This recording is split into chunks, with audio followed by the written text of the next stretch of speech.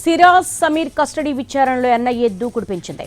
ఇప్పటికే ఎన్ఐఏ కీలక సమాచారాన్ని సేకరించింది. మరోవైపు ఉగ్ర కుట్రలో నిందితుడు సిరాజ్పై కఠిన చర్యలు తీసుకోవాలని డిమాండ్ వినిపిస్తోంది. అతడు నివసిస్తున్న ప్రాంతానికి ఎవరెవరు వచ్చేవాళ్లు, వాళ్లతో సిరాజ్ ఎంతసేపు చర్చించేవాడు వంటి వివరాలను రాబట్టాలని స్థానికులతో పాటు విజయనగరం జిల్లా వాసులు కోరుతున్నారు. ఈ విషయంలో సిరాజ్ కుటుంబ సభ్యులను కూడా ప్రశ్నించాలంటున్నారు. దీనిపై మరింత సమాచారాన్ని మా ప్రతినిధి వెంకట్ అందిస్తారు.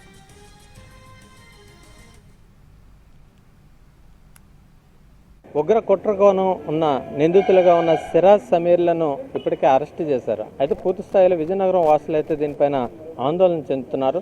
మా వీధిలోని ఇంతవరకు లేదండి. గత 5-6 సంవత్సరాల నుంచి కూడా మదర్సాలు వెళ్ళడం, మసీదుల్లో రకరకాల మనుషులు రావడం, ఎక్కడెక్కడి నుంచో మాకు ముఖపరిచయాలు లేని వాళ్ళు వచ్చి చేస్తున్నారండి. ఇంతవరకు కూడా వాళ్ళ మీద చెకింగ్లు కానీ, ఒక ఆధార్ కార్డు కానీ, మన వీధిలో ఎంక్వైరీ కానీ ఎవరూ చేయలేదండి. అయితే మన కోవిడ్ టైంలో 2 రోహింగ్యాలు దొరికారని కూడా వార్త వచ్చింది. అది కూడా తెలియదండి బయటికి. ఇది చిన్న విషయం అనుకుంటున్నామండి. జరిగితే చాలా పెద్ద విషయం అండి. తను స్వయంగా తనే చెప్పాడండి. వాళ్ళు దాచిపెట్టలేదండి, వాళ్ళు డైరెక్ట్గా చెప్తున్నారు. మనమే దాచి మాట్లాడుకుంటున్నారు కదండి. వాళ్ళైతే ధైర్యంగా చెప్తున్నారండి. దీని మీద ఎంక్వైరీ పెట్టి మీరు ప్రతి ఇంటిని చెక్ చేసి, ప్రతి మసీదుని చెక్ చేసి, మదర్సాలను చెక్ చేసి మీరు ఎంక్వైరీ చేసి తెలుసుకోవాల్సిందిగా మేము గవర్నమెంట్ని, పోలీసు వారిని కోరుకుంటున్నామండి. మీరున్నారు కదా, మీ సరౌండింగ్స్లో ఇట్లా ఒక్కసారిగా ఈ ఉగ్ర దాడికి కుట్ర జరుగుతుంది అనేసరికి మీకు ఏ విధంగా అనిపిస్తుంది?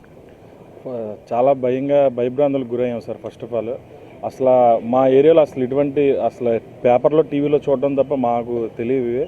అది మా వరకు వచ్చింది. చాలా భయంగా ఫీల్ అయ్యాం.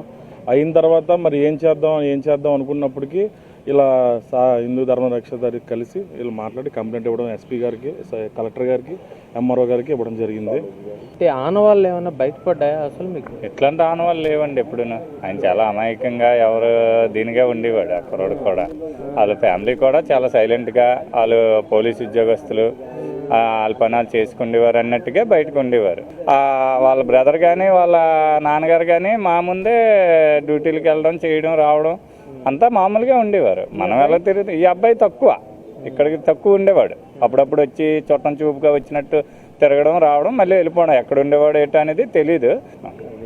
స్థానికంగా ఉన్న వాళ్ళందరూ పరిస్థితి ఆందోళనకరంగా ఉందనేది చెప్తున్నారు. అలాగే ఇప్పుడైతే ఈ సిరాజ్ లాంటి తీవ్ర ఉగ్రవాద ఏదైతే కుట్రలు ఉన్నాయన్న నేపథ్యంలోనే బయటపడడంతోనే ఇప్పుడు ప్రతి ఒక్కరు ఆందోళన చెందుతున్నారు. అక్కడ పూర్తి స్థాయిలో దర్యాప్తు నిర్వహించి ఇంకెవరైనా స్లీపర్ సెల్స్ ఉన్నారా అన్న దాని కోణంలో పూర్తిగా దర్యాప్తు చేసి ఎవరినైనా వెలికి తీయాలని చెప్తున్నారు. పూర్తిగా భయభ్రాంతులకు గురవుతున్నాము అనేది కూడా ఆ స్థానికులు చెప్తున్న